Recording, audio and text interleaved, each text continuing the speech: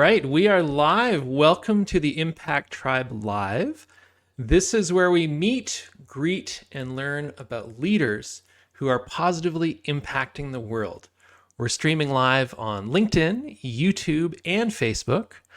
I am your host, Ashley Bright, the Message Fixer, and today I'm joined by Antony Towndrow, a man on a mission to help people reach their full potential. Tony is the founder of Positivi-T Adventure and Wellness Coaching, where he focuses on helping veterans, first responders suffering from trauma, burnout, and he helps them transform, rediscover, and reconnect through nature and adventure. Tony, thank you so much for being here. Thanks for having me, man. I appreciate it. How's your week been going? It's been busy, actually, which is not a bad thing. So, Always nice to be busy. There's either you're in demand or there's things that you need to do to be in more demand or something like that. right. And this is the good busy. So, Excellent. I love it. So I would love to learn a little bit more. We'll just jump right in. I gave you a little intro there about Positivi-T Adventure Wellness Coaching. Let's start right there. Kind of tell me a little bit more about that and how you're helping people. yeah, it's been it's its own little micro adventure, right? Like getting into the business realm, something that's kind of relatively new to me.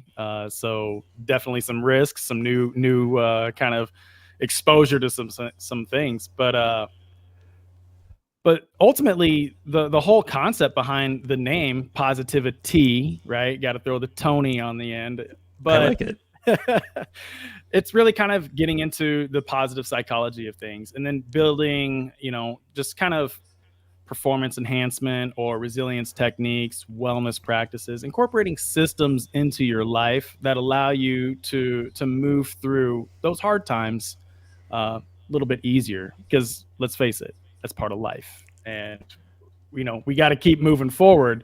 And you find a lot of times with especially veterans and first responder communities that those professions deal with a lot of those kind of trauma and burnout situations, which, they stack up over time. Mm-hmm. And so this just gives, some systems in place that allow these folks to continue to make positive impact in their communities and still work in the professions that they hold near and dear to their hearts. And that's what it's all about, man. Got it. And so, I mean, obviously a real big distinction here is the fact that this is adventure wellness. This is about the outdoors. And from your site, you say harnessing the power of nature. And so would you mind sharing a little bit about kind of what it is or what the distinction is there and kind of what it is about nature and getting out that's really you're finding to be beneficial? Yeah, I mean, this really does stem back to my own personal and professional experiences in kind of being an adventure guide and working in nature and these various aspects, and what it did for me on a personal level.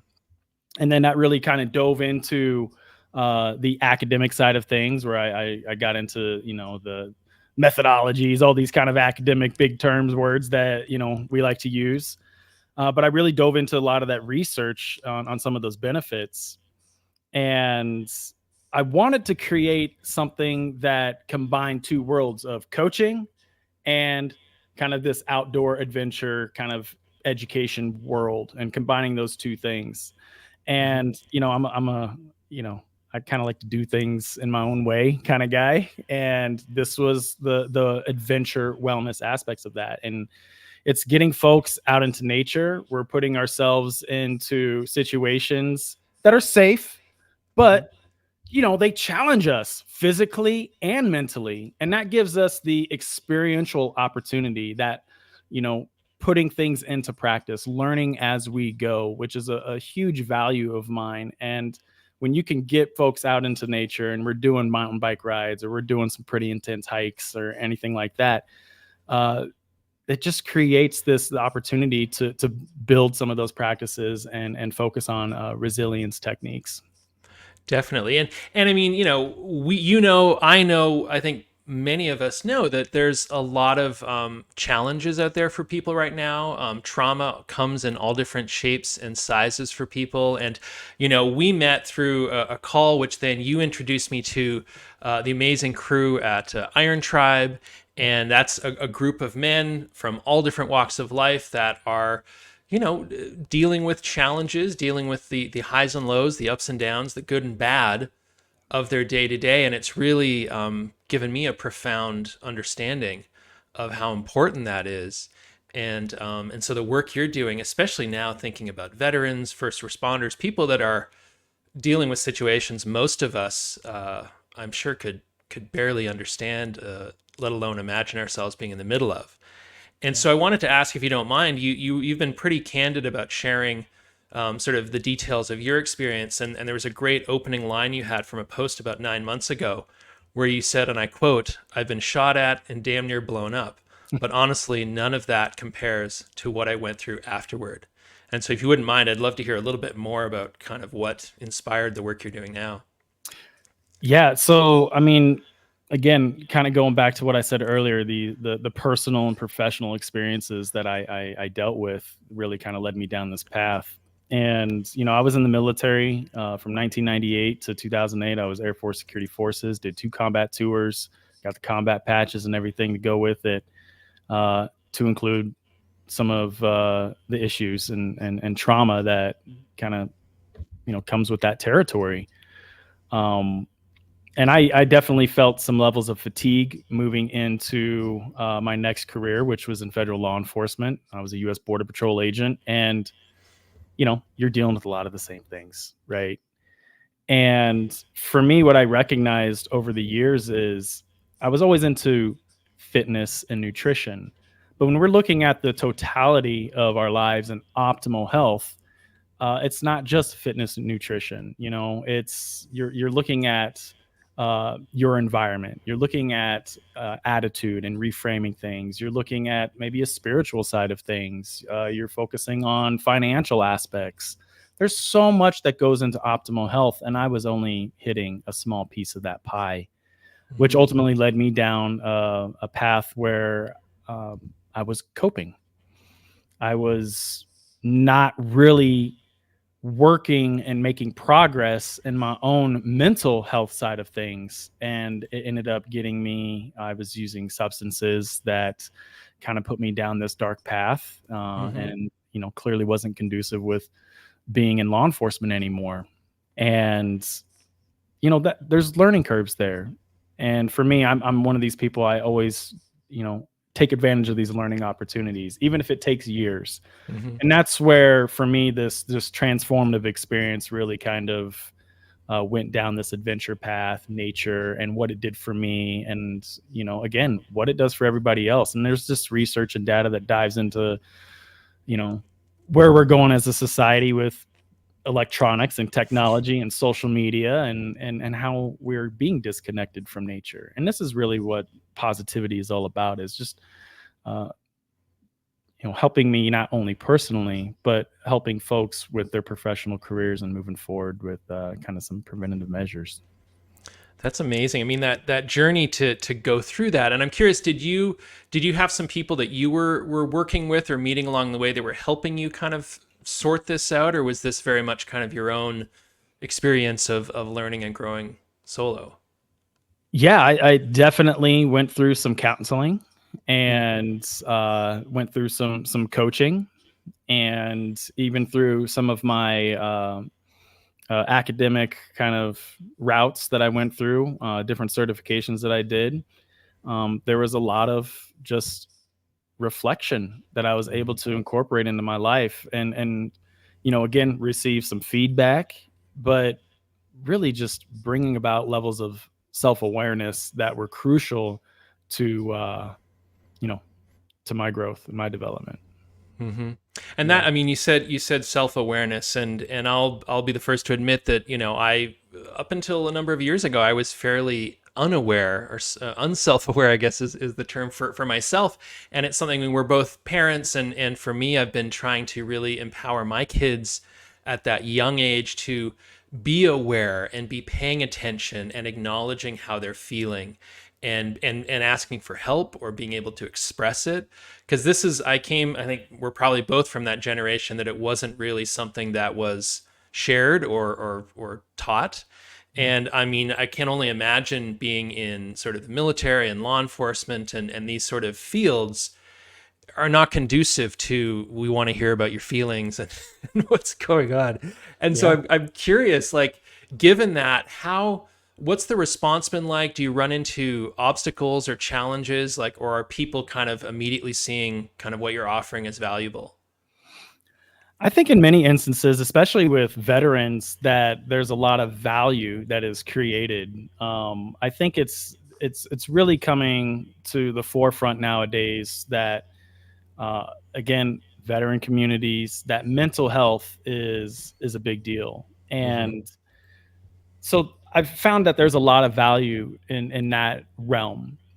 When you're talking about folks that are still in those careers, that are still actively in kind of the first responder military realm, that it you have to find strategic ways to approach it that does focus on enhancing Mm-hmm. performance, Mm-hmm. as opposed to uh, maybe diving into the mental health side of things or counseling or therapy side of things. Those are still kind of red flag trigger words that once you go down that realm, we've got to consider security clearances and background Mm-hmm. checks and things that really come into play when you're working in those fields. Mm-hmm. So again, being very strategic with that approach. Yeah, I would imagine. I mean, it's that challenge of, it's sort of, we talk about, it's not a weakness, it's an opportunity.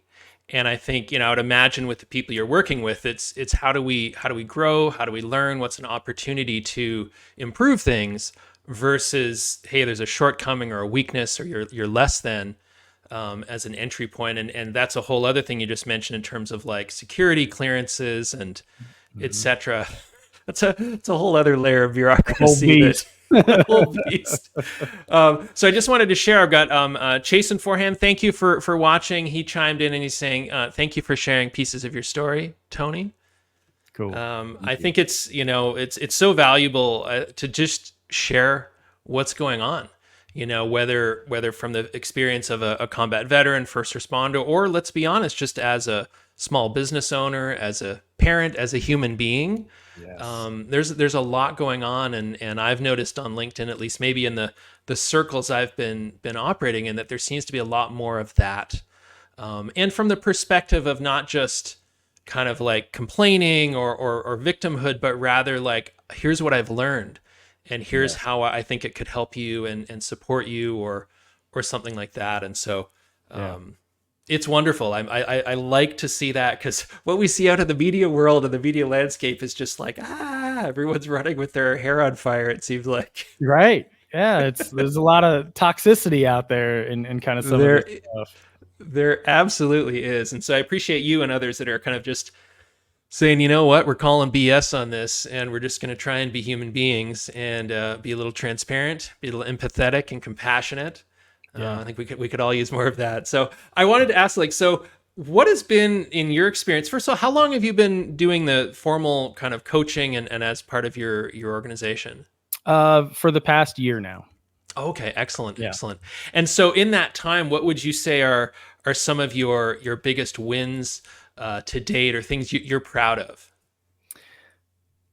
Wow, that's a really great question. I think one of the biggest things I'm proud of is the fact that I have had levels of success with various types of clients. And when you're starting off in a new coaching business, especially on a platform like LinkedIn, where it's just flooded with various types of coaching, Mm-hmm. I'm very happy with the level of success, and it's micro, but it's making a huge positive impact with the folks that I am working with, and I think that's Mm-hmm. something that I'm really proud of.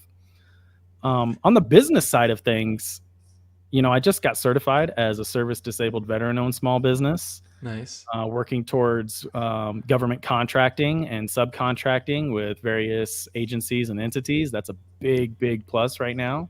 Mm-hmm. And just really kind of putting everything that I've learned over the past 5-6 years into practice, and making taking actual action steps moving forward, which really kind of goes into my word of the year, which is action. So Action. I love it. I love it. So shifting gears a little bit on this. So are there some things that you've maybe stumbled on, or you look back and go, oh, I wish I'd done that differently? And I'm curious from those, what sort of things have you learned or have you course corrected? um man, another great question. See, I said The there'd be no gotchas, but like, no, this is good, man. And this is just another great way to bring about that awareness, right? mhm.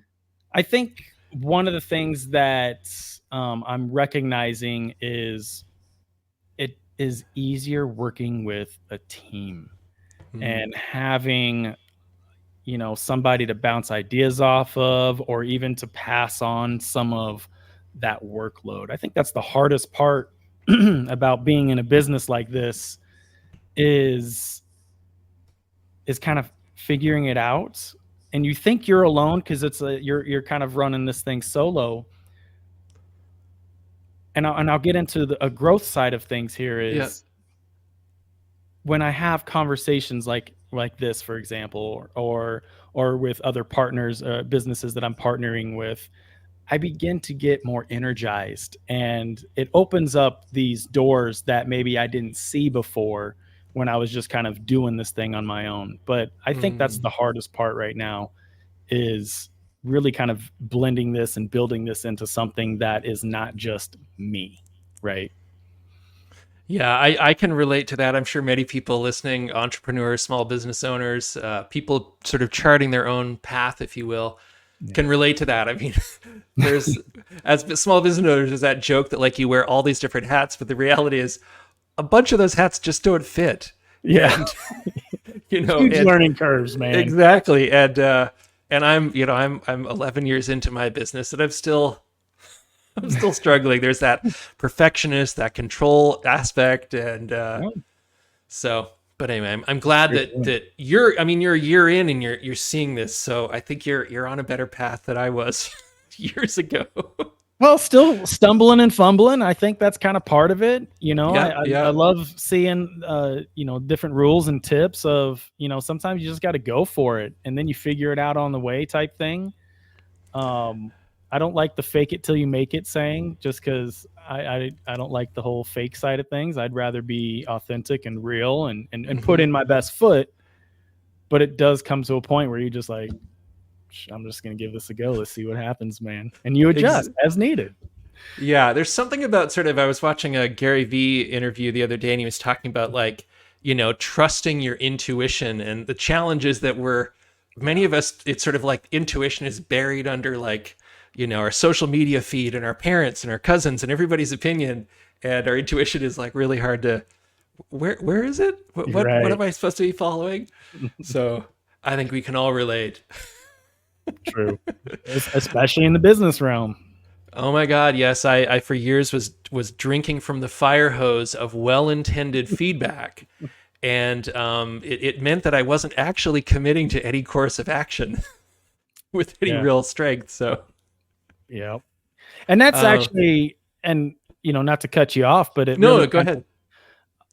I've taken a step back on posting on LinkedIn on a consistent basis, which I do kind of um, counsel myself on, judge myself maybe a little bit. I want to be active in there. I enjoy sharing different things that I've learned and helping people kind of just through things that you post, right? Hmm. Hmm. But what I've recognized over the last couple months is, this whole concept of moving the needle, right? Is the work that you're actually doing and that you're putting in moving you in the direction that is going to be fruitful for, not only the business but your purpose in life and you moving forward. And I've Hmm. really had to kind of reevaluate and uh, I guess restructure some of the things that I want to work on right now that are, just things that need to be included with moving forward with where I want to go. Yeah, no, I relate to that. I mean, social media, it's sort of on one hand, it's great to be able to put those points out there, and I love the interaction and the feedback. But at a certain point, that consistency almost becomes, it's like you're in the weeds, and you at least for me, I struggle sometimes to then look at those bigger initiatives and tasks that I'm trying to work on longer term, because I'm kind of in the weeds all day, sort of Yeah. thinking about interacting and posting and sharing and commenting and liking and all the other All of things it. that All it's those sort of this, rules. it's all this onion that starts to unfold. Because, you know, I want to be genuine. I think we both want to be genuine in our actions, but that takes time. That takes, you know, really reading and listening and engaging authentically. And it's not a one and done kind of a thing. Yeah, yeah, exactly. And I think once you can give yourself time to maybe evaluate, reevaluate, and just restructure as needed, which is exactly what I'm going through right now in a way that I know it will be sustainable for all of it to be incorporated in. Wonderful. Yeah. I've got another comment here from Chase, and thank you. He said, fail forward and be honest along the way. Fail forward, man. That's the way to do it, right? Well, there's the acknowledgement of the failure and the challenge, but you're moving in the right direction, and you're being honest potentially in talking about it or acknowledging it as a, you know, a public thing where we can all learn from. So then you get into social media content. That's right. I got to share this. This is valuable. I better share this. This is huge. And to get onto the outdoor adventure education metaphor side of things, when you fail forward, you at least have your hands and knees or whatever to help brace some of that impact. If you're falling backwards, yeah, that's going to be bigger injury that you're going to have to deal with. And to take it a step further, you're probably going to have some cuts and bruises on those knees and hands, but like, it'll all heal. We'll move forward. Yeah. And you learn, right? You learn from that stumble. Yep, exactly. Because and actually, that little cut and that bruise is what reminds you. You're like, oh yeah, that's the reason I got to remember to watch out for that thing next time. That sucked. I don't want that. There you go. I think have we used that? We driven that metaphor literally into the ground. It's there. Into the ground.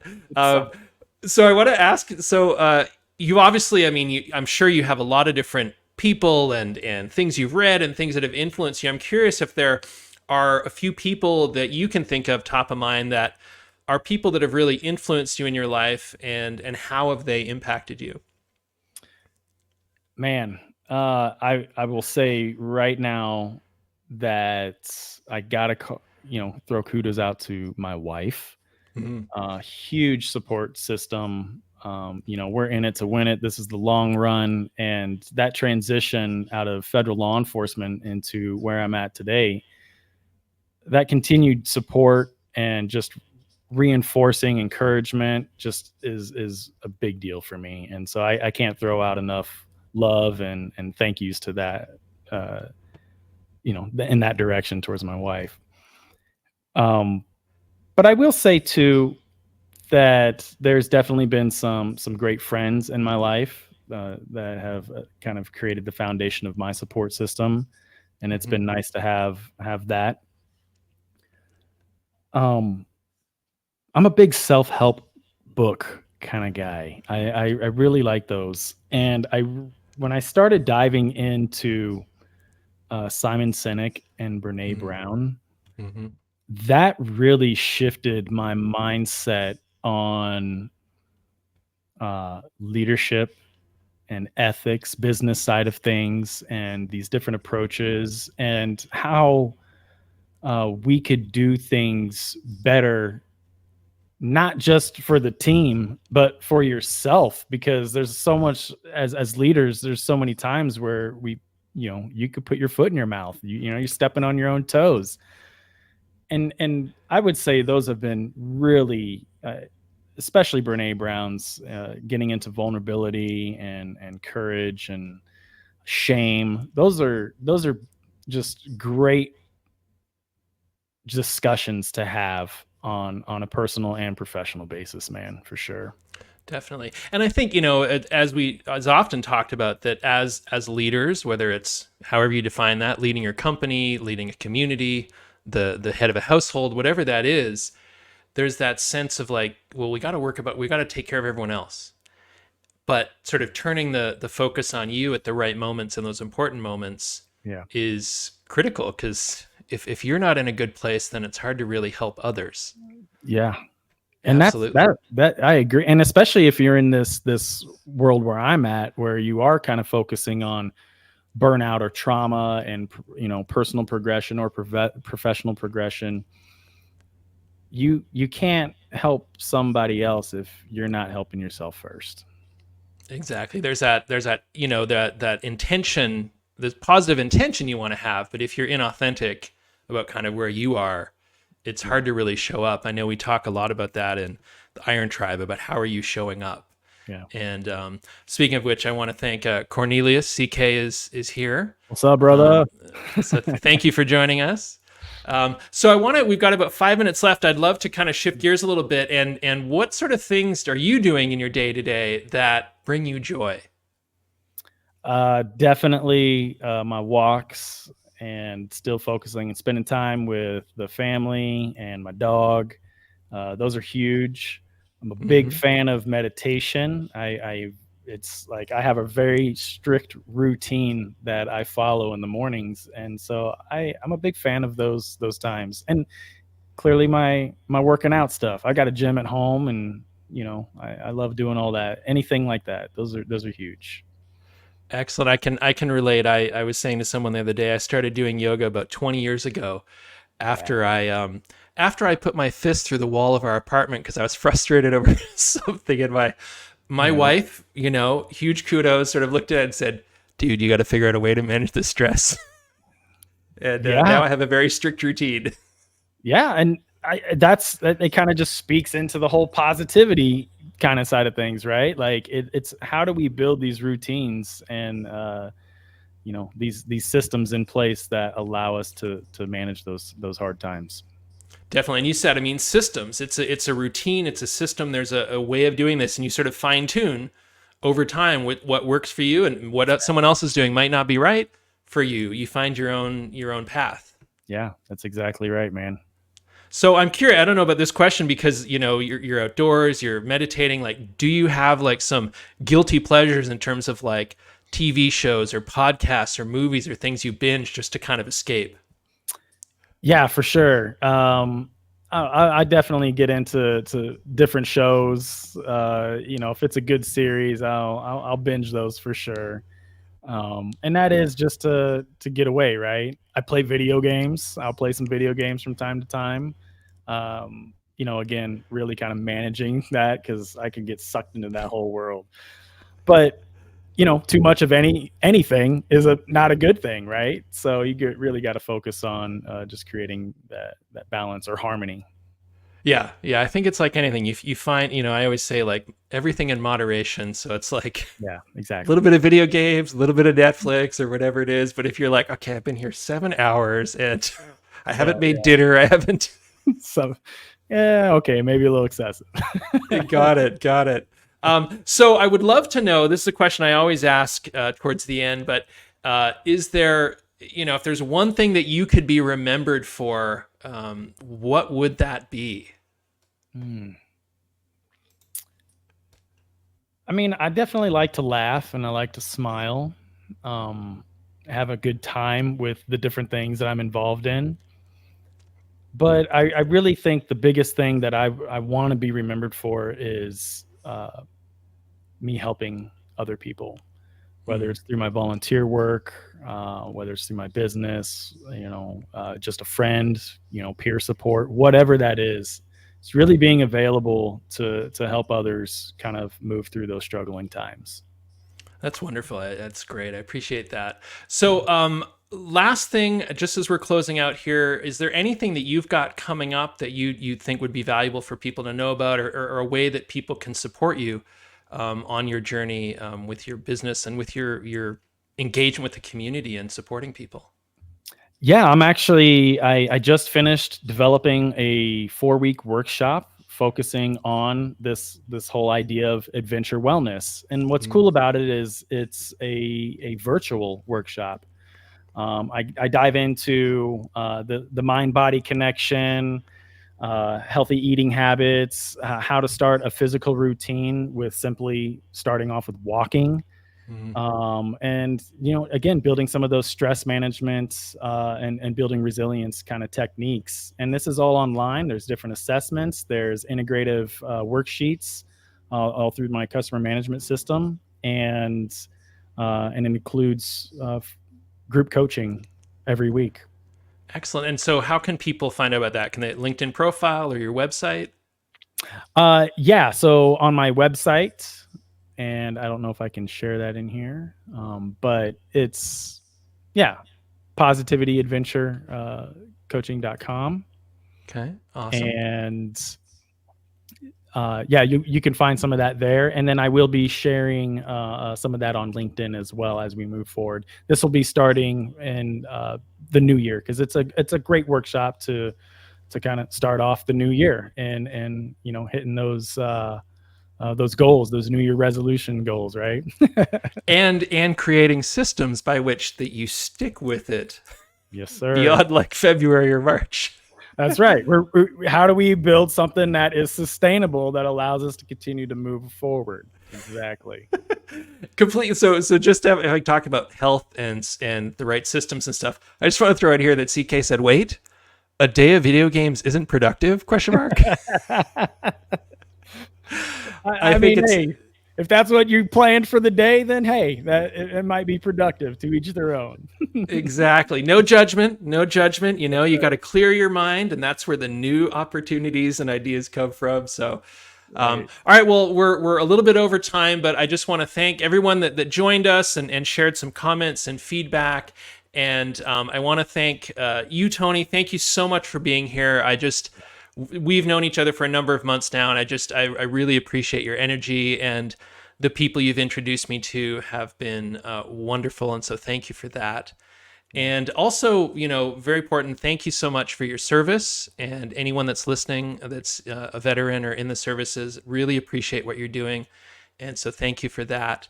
And for anyone watching who, well, I guess if you're watching, but if you haven't seen it and you want to see the replay, it's going to be available on LinkedIn, it's going to be on YouTube, and it's going to be on Facebook. And join me next week, which is Thursday, September 19th, when my special guest will be someone that you and I know, Dave One, founder and CEO of Budget Captain. He is a certified money coach and a TED speaker and an amazing human being that you all should get to know. And so with that, I will say thank you so much, Tony, again. And thank you, everyone, for watching. And we'll see you next time. Thanks, Ashley. Appreciate it. Awesome. Thanks, everyone. Bye-bye.